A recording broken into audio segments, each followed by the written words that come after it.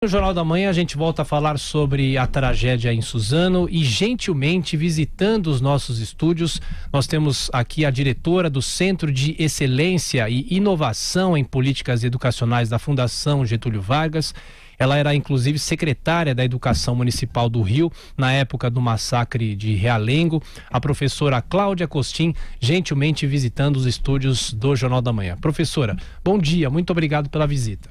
Bom dia, é um prazer estar aqui e falar com vocês e com os ouvintes do Jornal da Manhã. Professora, com a sua experiência no Rio de Janeiro, o que passou pela sua cabeça quando veio a notícia dessa tragédia na região metropolitana ontem aqui em São Paulo? Olha, eu fiquei muito triste porque é como se toda a situação aparecesse de novo na minha cabeça, o que ocorreu, o que poderia ter sido feito e o que aconteceu com esses funcionários da escola e os alunos.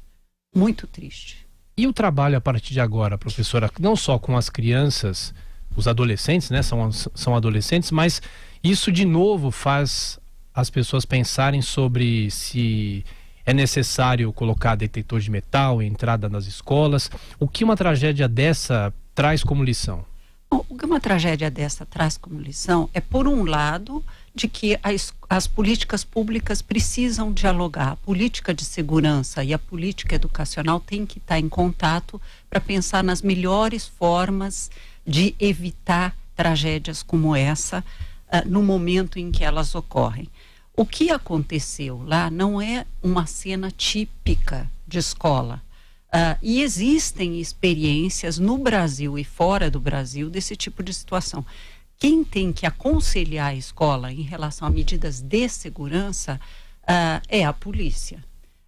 Por outro lado, há muito que a escola pode fazer para detectar precocemente um jovem que está sofrendo bullying e que pode se tornar passar a ter comportamentos agressivos, para desenvolver nas crianças e adolescentes desde a educação infantil comunicação não agressiva, competências socioemocionais como empatia, que é se colocar no lugar do outro, e autorregulação ou autocontrole. Quer dizer, há muito que a escola tem que fazer, mas a polícia precisa aconselhar as escolas.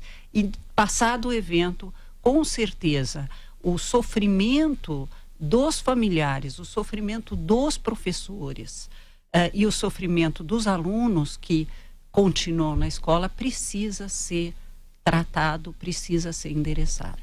Professora Cláudia Costin, a gente de ontem para hoje viu já algumas avaliações de pessoas falando que essas crianças, os jovens, os adolescentes têm muito contato com jogos de videogame que simulam tiros, violência, as redes sociais. De que ponto a tecnologia também influencia casos como esse? Olha, as pesquisas não são conclusivas sobre o uso de videogames. Em que medida videogames violentos induzem a comportamentos como esse? E acredita-se que a conjugação de problemas emocionais graves com videogame que pode escalar numa situação como essa.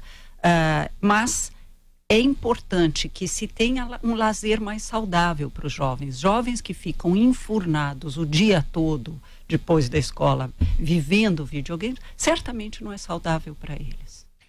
Interessante, professora, que um dos rapazes, um dos responsáveis pela tragédia, o rapaz mais novo, de 17 anos, ele tinha um perfil no Facebook. Aliás, ontem, desde cedo, a gente teve acesso a esse perfil antes mesmo da polícia confirmar o nome dele. E ele tinha mudado o sobrenome. A gente imagina que os pais nem soubessem desse perfil. Tem essa outra discussão em relação à internet, que os pais muitas vezes não sabem o que os filhos estão fazendo na internet. As relações que eles têm na internet eram um perfil cheio de imagens de armas, ele com uma espécie de máscara de caveira, que foi a mesma máscara que ele estava quando invadiu a escola. De que maneira os pais precisam ter essa consciência? Infelizmente, a mãe desse rapaz, a gente viu algumas entrevistas com ela, ela infelizmente não tinha nenhuma condição, uma pessoa pobre, não tinha a menor ideia do que o filho era, de como ele se tornou. Ela só deu a informação de que o filho sofria bullying na escola. É importante que os pais estejam atentos. A questão do bullying é uma questão que pais, mesmo sem muita formação, podem identificar: essa criança ou esse adolescente está em sofrimento. Então, tanto professores quanto os pais podem identificar que uma criança está se isolando, que um adolescente não tem amigos a não ser virtuais, está tempo demais no computador. Isso são pedidos de socorro. Então, quando a gente consegue, eu não estou tirando a culpabilidade de quem comete atos agressivos, mas eu estou dizendo que cabe à família e à escola identificar no começo esses traços. Como se identifica no começo? É difícil, né? Perceber que se um jovem está se isolando demais, está horas demais no computador, tem alguma coisa de errado. No mínimo, esse jovem está tendo um comportamento não saudável. Jovens precisam interagir com outros jovens presencialmente, eles precisam ter um tempo ao ar livre, ter uma vida saudável. E o sofrimento não trabalhado, ele acaba levando a movimentos impulsivos de agressão em relação a outros. Ele identificou, imagino eu, não sou psicóloga, mas ele imaginou que a fonte do sofrimento dele, de alguma maneira, estava na escola. Então ele precisava agredir a escola como uma entidade abstrata. E isso pode ser trabalhado antes que a coisa se torne tão profunda. Professora Cláudia Costinha, a senhora tem uma longa experiência internacional, a senhora já integrou o Banco Mundial, lecionou em universidades americanas. E a gente sempre, quando vê uma tragédia dessa aqui no Brasil, afirma que aqui não é o padrão do Brasil, mas sim, isso é muito comum nos Estados Unidos. A gente tem o caso clássico de Columbine. Pela experiência da senhora no exterior, por que lá isso é mais comum do que aqui no Brasil? E se exemplos de lá, quando isso acontece lá, isso pode servir exemplo para pessoas aqui no Brasil, para alunos aqui no Brasil cometerem a mesma coisa? É difícil saber exatamente o que leva a comportamentos como esses. Eu estive com os jovens que vivenciaram a situação em Sandy Hook, que foi outra escola, e pude conversar com eles. Eles hoje têm um protagonismo muito forte, pedindo um controle, quer dizer, restrições maiores ao acesso a armas. Mas independentemente do que esse acesso pode trazer ou não, é evidente que uma cultura que cultua o acesso à arma, mais até do que o acesso ou não, o culto ao acesso de armas e sentir-se potente com uma arma, revela um traço psicológico complicado, e isso é muito presente na cultura americana, né? E nós temos que evitar que isso seja prestigiado aqui no Brasil, porque um jovem que se sente, entre aspas, impotente frente a uma realidade hostil, ele quer alguma coisa que rapidamente o torne poderoso.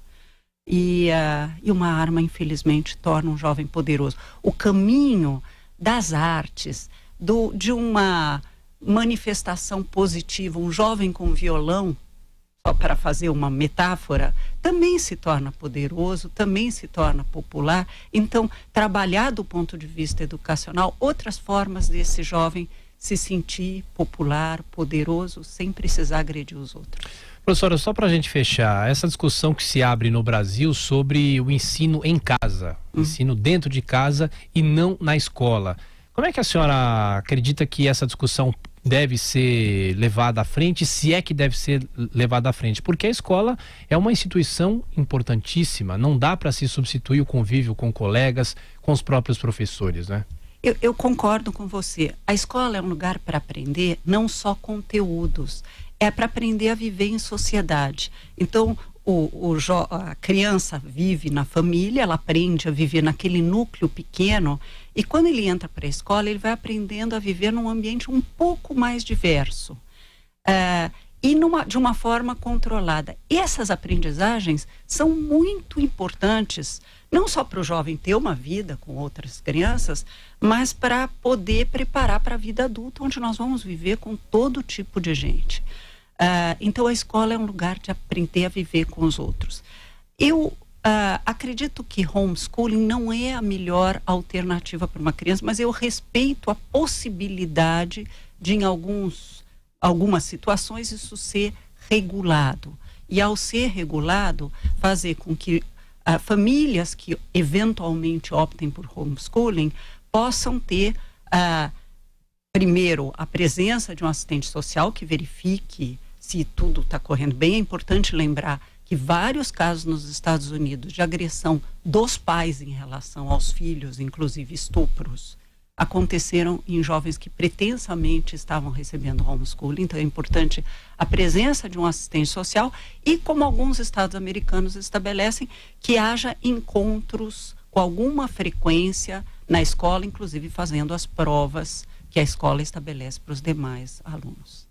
Professora Cláudia Costin, diretora do Centro de Excelência e Inovação em Políticas Educacionais da Fundação Getúlio Vargas, foi secretária da Educação Municipal do Rio na época do massacre de Realengo. Professora, obrigado pela visita, por estar aqui no Jornal da Manhã, e fica aqui o convite para uma próxima entrevista num momento menos doloroso para o Brasil. Obrigado. Muito obrigada.